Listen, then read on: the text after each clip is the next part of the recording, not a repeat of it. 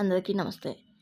ఈరోజు మన mouth watering ఫుడ్స్లో ఆరోగ్యకరమైన హెల్దీ అలాగే స్వీట్ హౌస్లలో దొరికే ఫంక్షన్లలో వడ్డించే అశోక హల్వా. అందరికీ అర్థమయ్యేలా చెప్పాలంటే బూడిద గుమ్మడికాయ హల్వా. దీన్ని ఆయుర్వేదంలో కుష్మాండ లేహ్యం అంటారు. దీన్ని కొంతమంది సన్నగా ఉంటుంది కదా, మనుషులు సన్నగా అయిపోతూ ఉంటారు. అలా బక్క చెక్కిన వాళ్ళ కోసము వాళ్ళకైతే ఇంకా చాలా మంచిది. అలాగే ముఖ్యంగా మగవారికి కూడా చాలా మంచిది ఇది.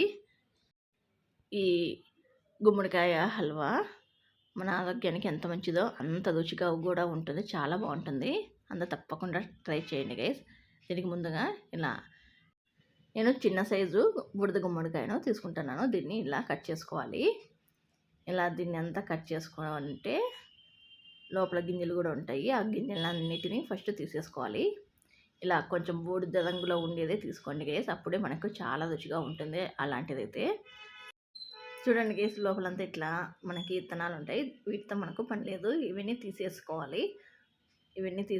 అలాగే వీటికి ఉన్న కింద తోలు కూడా మనము తీసేసుకోవాలి. ఈ తోలంతా తీసేసుకొని ఇట్లా మనము చిన్న ముక్కలుగా కట్ చేసుకోవాలి. ఇలా మనము చిన్న ముక్కలుగా కట్ చేసుకుంటే మనకి దీన్ని తురుము పట్టుకోవడానికి వీలుగా ఉంటుంది. దీన్ని మనము ఇప్పుడు తురుముకుందాము. నేను మీడియం హోల్స్లలో ఇట్లా తురుముకునే పెట్టె తీసుకొని, మీడియం రంధ్రాలు ఉంటాయి కదా, దీనికి ఇట్లా మీడియం సైజులో దీన్ని తురుముకున్నాము. ఎందుకంటే మరి సన్నగా తురుముకుంటే మనము తినేటప్పుడు నోటికి కూడా అందదు, తిన్నట్లు కూడా ఉండదు, మనకి జారిపోతుంది. ఇలా మీడియంగా మనము తురుము పట్టుకొని పక్కన పెట్టేసుకోవాలి. దీన్ని మనం ఇప్పుడు కొలుచుకుందాము. ఇప్పుడు స్టవ్ పైన ఒక ప్యాన్ పెట్టేసుకొని ఇట్లా మందంగా వెడల్పుగా ఉండేది పెట్టేసుకోండి మనకు. ఎందుకంటే ఈ హల్వా చేసుకునేటప్పుడు కలుపుకోవడానికి ఈజీగా ఉంటుంది. దీంట్లోకి ఒక 4 టేబుల్ స్పూన్ల నేను హోమ్ మేడ్ నెయ్యి వేసుకున్నాను. ఇది నెయ్యితో చేస్తే చాలా బాగుంటుంది, నూనె కంటే కూడా. అందుకని నెయ్యి వేసుకున్నాను. నెయ్యి ఇష్టం లేని వాళ్ళు హ్యాపీగా ఆయిల్ వేసేసుకోవచ్చు. ఇలా నెయ్యి అంతా కదిగిన తర్వాత దీంట్లోకి ఒక అరకప్పు జీడిపప్పును ఇలా హాఫ్కు కట్ చేసుకొని వేసుకోండి. తినేటప్పుడు కానీ చూసేందుకు కూడా చాలా బాగుంటుంది ఇలా వేసేసుకుంటే. ఇప్పుడు వీటినన్నిటినీ లో ఫ్లేమ్లో బాగా ఎర్రగా అయ్యేంత వరకు వేపుకోవాలి. ఈ గుమ్మడికాయ అనేది మనకి చాలా నీరుతో నిండి ఉంటుంది. ఫుల్ నీళ్ళు ఉంటాయి దీంట్లో, ఎక్కువ శాతము. కాబట్టి బరువు తగ్గాలనుకునే వాళ్ళకి చాలా మంచిది. అలాగే డయాబెటిక్ వాళ్ళకి కూడా చాలా మంచిది. ఇది జీర్ణక్రియకు కూడా చాలా మంచిది. ఈ బూడిద గుమ్మడికాయను తీసుకోవడం వల్ల రక్తంలో ఉన్న వ్యర్థాలను కూడా బయటకు పంపిస్తుంది. అలాగే చర్మానికి, జుట్టు ఆరోగ్యానికి కూడా చాలా మంచిది.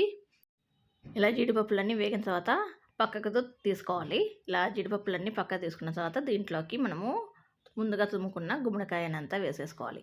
ఇప్పుడు కొలుచుకొని వేసేసుకుందాము. మనకు ఇది 4 కప్పులు వచ్చింది తురుముకున్నది. కొలత ప్రకారం అయితే మనము 1 కప్పుకి అరకప్పు చక్కెర వేసుకోవాలి. అదే వెయిట్ ప్రకారం అయితే ఎంత మనము గుమ్మడికాయ తీసుకున్నామో అంత షుగర్ తీసుకోవాలి. దీన్ని షుగర్తోనే కాకుండా బెల్లంతో కూడా చేసేసుకోవచ్చు. ఇలా ఈ గుమ్మడికాయనంతా ఈ నెయ్యిలో వేసేసుకొని లో ఫ్లేమ్లో పెట్టేసుకొని బాగా లో ఫ్లేమ్ టు మీడియం ఫ్లేమ్కి అడ్జస్ట్ చేసుకుంటూ ఇదంతా దగ్గరికి పడేంత వరకు బాగా వేపుకోవాలి. దీంట్లో నీరు ఎక్కువ ఉంటుంది కాబట్టి ఫస్ట్ అంతా లూజ్ అయిపోతుంది, మళ్ళీ వేపే కొద్దీ దగ్గర పడుతుంది. దీని రుచి ఇది మాత్రం అద్భుతంగా ఉంటుంది, చాలా అంటే చాలా బాగుంటుంది. ఇలా మనము కలుపుతూనే ఉండాలి.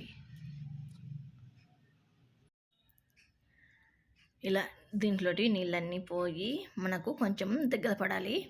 ఇది ఒక 50% బాగా వేగిన తర్వాత దీంట్లోకి మనము షుగర్ వేసుకోవాలి. ఇప్పుడు నేను షుగర్ వేసుకుంటున్నాను. 2 కప్పుల షుగర్ వేసుకుంటున్నాను. మనకి గుమ్మడికాయ 4 కప్పులు వచ్చింది కదా, అందుకని 2 కప్పుల షుగర్ వేసుకుంటున్నాను. స్వీట్ తక్కువ తినేవాళ్ళు ఉంటే 1.5 కప్పు వేసుకోండి, సరిపోతుంది. మళ్ళీ మనకు ఈ షుగర్ అంతా వేసిన తర్వాత మళ్ళీ లూజ్ అయిపోతుంది. షుగర్ అంతా కరిగిన తర్వాత మళ్ళీ అదంతా మళ్ళీ బాగా దగ్గరికి పడేంత వరకు మళ్ళీ లో ఫ్లేమ్ టు మీడియం ఫ్లేమ్కి అడ్జస్ట్ చేసుకుంటూ కలుపుతూ ఉండాలి. ఇలా మనకి చక్కెర అంతా కరిగిన తర్వాత చూడండి గైస్, మనకి ఎంత లూజ్ అయిపోయింది ఇదంతా. మళ్ళీ ఇదంతా బాగా దగ్గరికి పడాలి, అంతవరకు మనము కలుపుతూనే ఉండాలి. ఇప్పుడు మనము దీంట్లోకి కొంచెము చిటికెడంతా కుంకుమ పువ్వు వేసుకుందాము. అలాగే ఒక పావు టీ స్పూను ఇలాచీ పౌడర్ కూడా వేసేసుకుందాం. ఈ రెండు వేసేసుకొని బాగా కలుపుకోవాలి. మళ్ళీ ఇది అంతా బాగా కరిగి మొత్తము బాగా దగ్గర పడేంత వరకు బాగా కలుపుతూనే ఉండాలి. చూడండి గైస్, మనకి ఇంకా దగ్గర పడాలి, ఇది ఇంకా లూజ్గా ఉంది. మనకు ఇది గులాబ్ జాము పాగు చేసుకుంటాం కదా, అట్లా అటుకు మనకు అట్లా లేకపోతే మీకు రీఫైండ్ ఆయిల్ చిక్కదనం వచ్చేంత వరకు బాగా కలుపుకొని చాలు. మనకి చేతికి జిగురు జిగురుగా ఉంటుంది అంతే. ఇప్పుడు నేను పట్టుకొని చూపిస్తాను చూడండి గైస్, వేలుతో దీన్ని చేతికి మనకు ఆయిల్ చేతికి అంటుకుంటే ఎట్లా ఉంటుందో అట్లా ఇట్లా జిగురు జిగురుగా అయ్యేంత వరకు మనము దీన్ని బాగా కలుపుకోవాలి. ఇలా అంతా బాగా దగ్గరికి పడిన తర్వాత దీంట్లోకి మనము ముందుగా వేపుకొని పక్కన పెట్టుకున్నాం కదా జీడిపప్పు, ఆ జీడిపప్పు అంతా వేసుకొని కలుపుకోవాలి. నేను ఫస్ట్లోనే దీనికి సరిపోయేంత నెయ్యి మొత్తం వేసేసాను కాబట్టి నేను మధ్య మధ్యలో ఏం వేసుకోలేదు.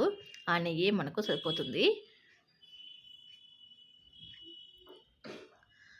ఇలా జీడిపప్పు కూడా వేసేసుకొని అంత బాగా కలుపుకొని దింపేసుకుంటే చూడండి గేస్, మన ఫైనల్గా మనం బురద గుమ్మడికాయ హల్వా ఇలా ఉంటుంది, అశోక హల్వా.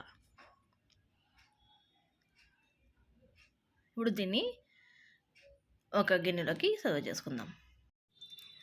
ఇలా మనం ఒకసారి చేసి పెట్టేసుకుంటే బయట అయితే 2-3 రోజులైనా బాగుంటుంది. ఫ్రిడ్జ్లో అయితే 7 నుంచి 10 రోజుల వరకు కూడా చాలా బాగుంటుంది. ఇది నోటికి కూడా ఎంతో రుచిగా ఉంటుంది. అందరూ తప్పకుండా ట్రై చేయండి గైస్, చాలా అంటే చాలా బాగుంటుంది. ఈ వీడియో కనుక మీకు నచ్చితే మీ ఫ్రెండ్స్ అండ్ ఫ్యామిలీ మెంబర్స్కి షేర్ చేయండి గైస్. అలాగే మీకు ఎటువంటి రెసిపీలు కావాలన్నా కూడా కామెంట్లో తెలపండి, ఖచ్చితంగా చేస్తాను. ఈ వీడియో కనుక మీకు నచ్చితే ఒక లైక్ వేసుకోండి, ఇంకా బాగా నచ్చితే ముగ్గురికి షేర్ చేయండి. సబ్స్క్రైబ్ చేసుకోవడం మాత్రం మర్చిపోవద్దు గైస్. ఇంకొక వీడియోతో మనం కలుసుకుందాము. ఈ వీడియోకి ఇంత గైస్, బాయ్.